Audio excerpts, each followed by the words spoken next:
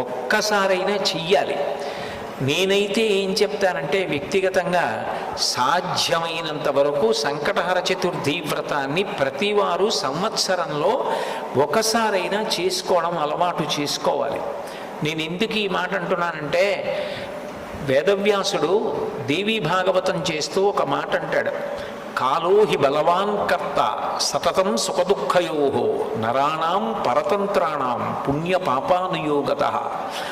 భగవంతుడు మనకొక సుఖాన్ని ఇస్తే మన పుణ్యాన్ని అడ్డుపెట్టిస్తాడు, మనకి దుఃఖాన్ని ఇస్తే మనం చేసిన పాపాన్ని అడ్డుపెట్టిస్తాడు. నేను చేసిన పుణ్యమేదో నాకేం తెలుసు, నేను చేసిన పాపమేదో నాకేం తెలుసు, అనుభవంలోకి వచ్చేశాక తెలుస్తుంది.